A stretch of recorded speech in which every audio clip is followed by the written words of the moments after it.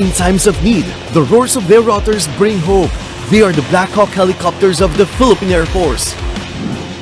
In 2017, these new helicopters boosted the capability of the Philippine Air Force for heli-lift operations. They are faster, bigger, stronger. They can carry more troops in and out of the battlefield, airlifting the injured and saving the lives of our soldiers. These magnificent machines can carry up to 6 times more cargo than our other helicopters, delivering essential logistical support for our ground forces and bringing relief goods to communities in times of calamities and disasters. Manned by our skilled pilots and crew, these Black Hawk helicopters are always ready for action. As the Philippine Air Force continues to modernize, more of these workhorses will thrive and dominate the Philippine skies, bringing peace and hope to our country and people. That's pop in a minute.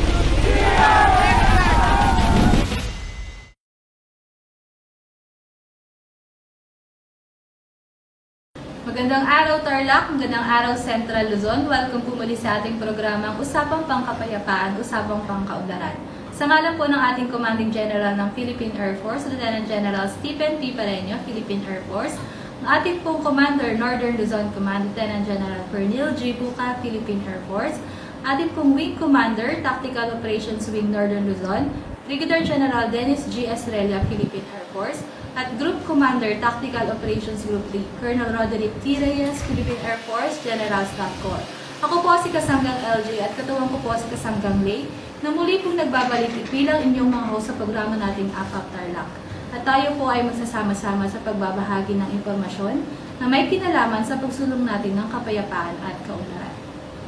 Ngayon ay magkakaroon po tayo ng talakayan tungkol sa Enhanced Comprehensive Local Integration Program o yung tinatawag nating ECLIP. At ito ay ipapaliwanag sa atin ni Katropang Tweet at Katropang Carlo ng Philippine Air Force Civil Military Operations Group. Magandang buhay Pilipinas! Sarito tayo ngayon para sa bagong episode ng Usapang Pangkapayapaan, Usapang Pangkaunlaran o APAP Pilipinas. Ako si Katropang Tweet. At ako naman si Katropang Carlo sa isang makabuluhang segment ngayong araw. Partner, balikan ko lang nung nakaraang episode na ipaliwanag natin doon kung ano at para kanino yung Enhanced Comprehensive Local Integration Program o ECLIP. Yes, partner. Ngayon naman, ating magiging talakayan ay patungkol sa mga matatanggap na benepisyo o tulong sa ating mga kababayan na nagnanais magbalik loob sa pamahalaan. At dahil dyan, sigurado ako magiging makabuluhan ng inilaan na oras sa atin ng ating mga listeners and viewers. Kaya partner, ano-ano nga ba yung kanilang matatanggap kung sila ay magbabalik loob na sa ating pamahalaan na nakalapit sa ECLIP? Eto partner, nakaready na ba ang ballpen at papel mo? Yan nga, nag-ready na nga ako. Kasi partner, medyo marami-rami ito. Kung ikaw ay nagnanais magbalik loob sa pamahalaan, narito ang iyong matatanggap mula sa pamahalaan. Una, immediate assistance na may halagang 15,000 pesos. Sunod naman ay firearm remuneration na kung saan ang halaga nito ay nakabatay sa armas na isusuko sa pamahalaan. At syempre, meron ding livelihood assistance. At syempre partner, kasama na rin dyan yung serbisyo ng gobyerno, kagaya ng pagpapatala sa census, pagkakaroon ng mga government-issued IDs, pagkuha ng birth certificate at iba pa. Meron ding serbisyong pangkalusugan na kung saan makatatanggap sila ng libre, partner, libreng serbisyong pangkalusugan mula sa mga ospital o pagamutan ng kagawaran ng kalusugan o Department of Health, mula sa konsultasyon sa mga espesyalistang doktor, diagnostic at laboratory procedures, gamot at iba pa. Bukod pa dyan, partner, meron ding pabahay. Ang kwalipikado naman dito, partner, ay yung mga dating miyembro ng CPP, NPA, NDF. Mula naman yan sa National Housing Authority. Kasama din yan, partner, ang conditional cash transfer na kung saan maaari silang mapagkalooban ng buwanang tulong sa ilalim ng Pantawid Pamilyang Pilipino Program or for Peace mula sa DSWD.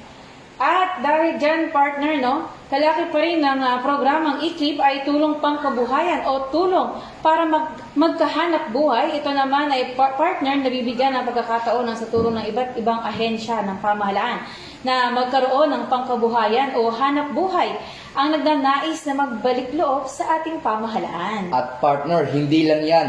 Meron ding pautang at market na kung saan partner sa tulong ng mga ahensyang nagkaloob ng pautang sa abot kayang interes. Maaring makautang ang mga FRs nang hindi kailangan ng collateral. Ang halagang inutang ay maaaring gawing puhunan para sa mga nagnanais palaguin ang kanilang kabuhayan o karagdagang pantustos sa kanilang pangangailangan. Sila rin ay tutulungan ng ilang ahensya ng pamahalaan na upang mailapit ang kanilang mga produkto sa mga mamimili. Partner, parang kailangan talaga nating isulat yung mga benepisyo o tulong na naghihintay sa ating mga kasamahang nagnanais o nais magbalik loob sa pamahalaan. Tama ka dyan, partner. At marami-rami pang benepisyo at tulong ang ating pag-uusapan, partner. Yan naman ay sa pagbabalik ng Usapang Pangkapayapaan, Usapang Pangkaunlaran. Up, Pilipinas!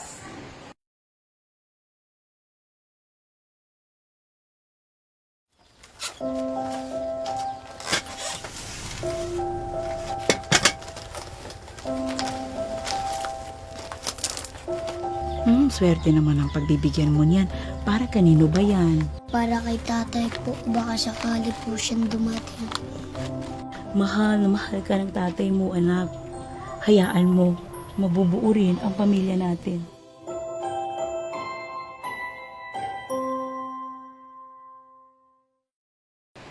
Muli po tayong nagbabalik para sa Usapang Pangkapayapaan, Usapang Pangkaunlaran, Up, Pilipinas. Partner, no, nakakatuwang isipin na naglunsad ng programang e-clip at doon pa lang sa benepisyo at tulong na may dudulot ito sa mga nais magbagong buhay o muling makauwi sa kanilang mga mahal sa buhay.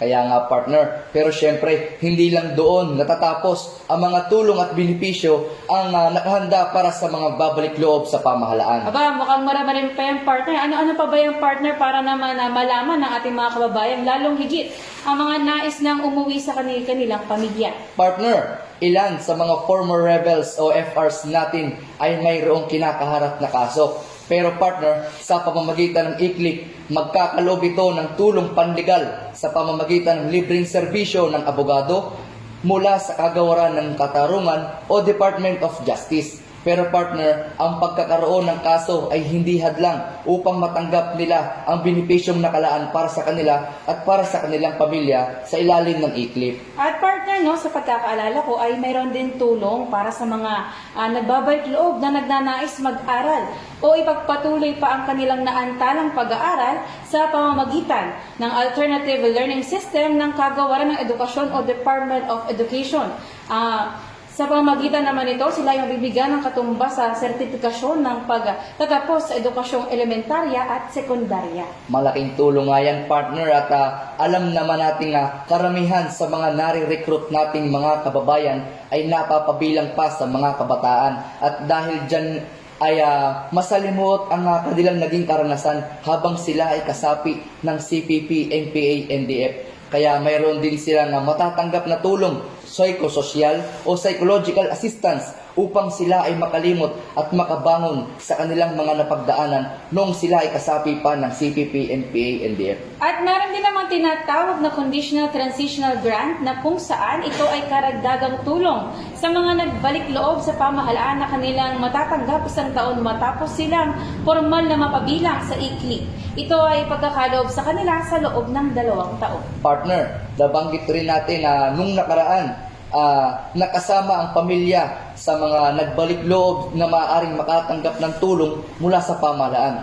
Kaya nga partner, ang pamahalaan ay magkakaloob ng pangmatrikula o panggastos sa kolehiyo. Ito ay para sa isang anak o asawa ng mga dating rebelde upang sila ay makapagtapos ng kolehiyo. Sila rin ay mabibigyan ng panggastos habang nag-aaral. At ito na nga, partner, narito pa ang payapa at masagalang pamayanan o pamana projects na kung saan ang mga proyektong ito ng Office for the Presidential Advisor on Peace Process o OPAP ay naglalayong magtayo ng mga pasilidad at infrastruktura sa mga pamayanan kung saan naninirahan ang mga nagbalik loob sa pamahalaan. Sa proyektong ito, hindi lamang ang mga dating rebelde o kanilang pamilya ang makikinabang kundi pati na rin ang kanilang buong komunidad. At bilang panghuli, partner, mayroon din ng mga iba pang mga tulong sa inisyatibo ng pamahalaang panglokal. Maaari ring magkaloob ng iba't ibang uri ng tulong para sa mga nagbalik loob sa pamahalaan, maliban pa sa benepisyo mula sa pambansang pamahalaan. There you have it, partner. Biruin mo, no? Ang dami palang benepisyong naghihintay sa kanila. May cash assistance, may pabahay, health assistance, at marami pang iba. I agree, partner. Kaya nga para sa kaalaman ng ating kababayan ay ito po ang programang inihanda sa ating ng ating pamahalaan upang tayo ay matulungan na masiguro ang ating kapayapaan at ang ating kaligtasan. At yan, partner, nawa nakapagbigay o nakapagbahagi tayo ng makabuluhang talakayan sa ating mga kababayan na makakatulong sa pagkamit natin ng kapayapaan.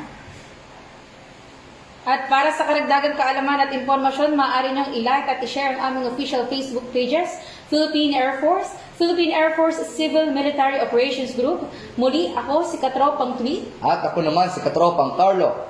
Magkikita-kita po tayong muli sa susunod na episode ng Usapang Pangkapayapaan, Usapang Pangkaunlaran, at Pilipinas. Mainit na yakap at matatamis na ngiti, maginhawa at payapang isip, palagay na loob, mapapasa iyo kung kapiling mo ang mga mahal mo sa buhay. Hindi pa huli ang lahat para makamit ang mga ito. Ngayong Pasko, wala nang masasaya pa, kundi ang makasama ang buong pamilya. Damhin muli ang pagmamahal nila.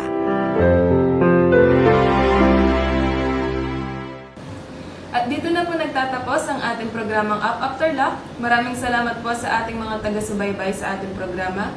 Muli, ako po si Kasanggang Late at katuwang ko po si Kasanggang LJ na bumabati sa inyo ng isang mapagpalang araw.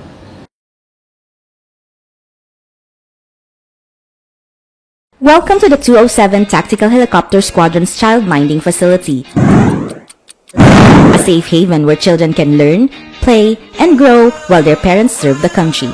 Guided by the provisions of the Magna Carta of Women, this facility is designed for parents and their children to balance their parental obligations and work responsibilities. Books, toys, drawing materials, and activities such as watching educational videos are available to keep the youngsters entertained. Mothers will no longer have a problem breastfeeding and milk pumping, as the facility also offers a lactation station. A diaper changing station is likewise available in the facility. The establishment of a child minding facility has enabled the parent soldiers to perform their mandated duties and at the same time attend to the equal demands of parenting. The Stingers Child Minding Facility, a place where dedicated service members can become devoted parents too.